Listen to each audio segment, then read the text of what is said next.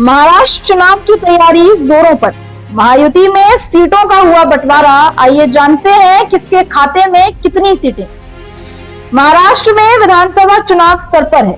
सभी पार्टियों ने चुनाव के लिए कमर कस ली है। कहीं आक्रोश है तो कहीं तनाव। और अब इसी बीच महायुति में सीटों के बंटवारे का काम लगभग पूरा हो चुका है। 20 नवंबर को महाराष्ट्र में होने वाले विधानसभा चुनावों की तैयारियों में कोई कमी नहीं छोड़ी जा रही। महाराष्ट्र की 288 विधानसभा सीटों पर चुनाव को महायुति तैयार है।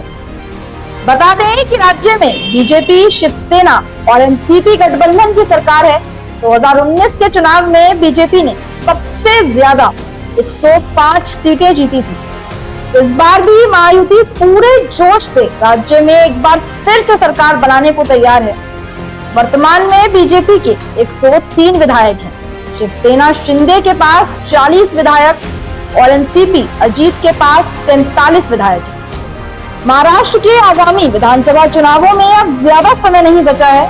टिकट को लेकर जहां एक तरफ पार्टियों के बीच लगातार बैठकें जारी हैं, अन्य पार्टियों में सीट बंटवारे को लेकर तीखी बहस और आपसी कलह देखा जा सकता है, तो वहीं दूसरी तरफ महायुति में सीट शेयरिंग का काम अपने आखिरी चरण पर है। सूत्रों की माने तो बीजेपी पूरी 156 सीटों पर अपनी पकड़ बना चुकी है। पूरी तैयारी के साथ चुनावी रण में उतरने को तैयार है। वहीं एकनाथ शिंदे की शिवसेना में 78 से 80 सीटें देखने को मिल सकती हैं।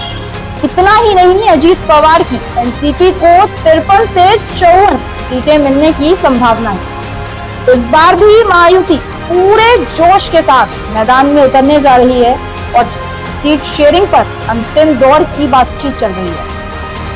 महाराष्ट्र की 288 विधानसभा सीटों के लिए 20 नवंबर को वोट डाले जाएंगे।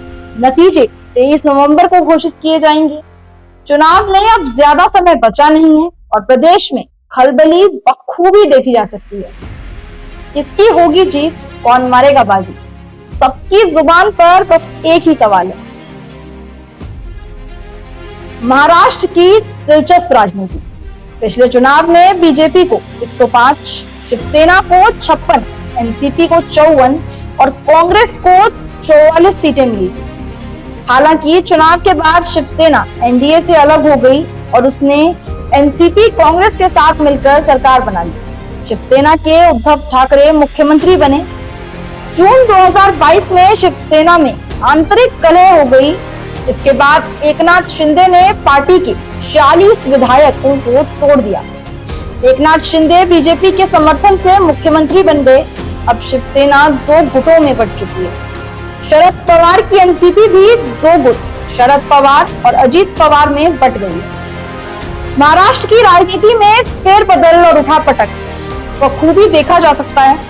अब आगामी विधानसभा चुनाव का इंतजार है। देखना होगा कि इस बार जनता किसे मुख्यमंत्री बनाने को तैयार है। महाराष्ट्र की सियासी हलचल में अब एक और गठबंधन की एंट्री। जहां एक तरफ सत्ताधारी महायुति में सीट बंटवारे का काम अपनी चरम सीमा पर है, वहीं बीजेपी ने 99 सीटों पर अपने उम्मीदवारों का नाम भी जारी कर दिया है। तो वहीं दूसरी तरफ विपक्षी खेमे के बीच अब भी सीट बंटवारे को लेकर कोई ठोस कदम नहीं उठाया गया है।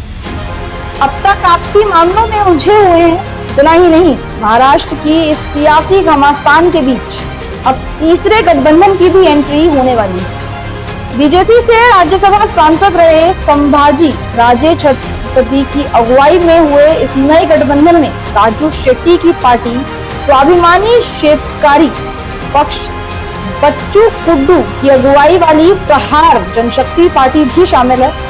छत्रपति शिवाजी महाराज के वंशज संभाजी ने मराठा आरक्षण आंदोलन के नेता मनोज जरांगे पाटिल और वंचित बहुजन अघाड़ी के प्रकाश अंबेडकर को भी इस तीसरे गठबंधन में शामिल होने का न्योता दिया है।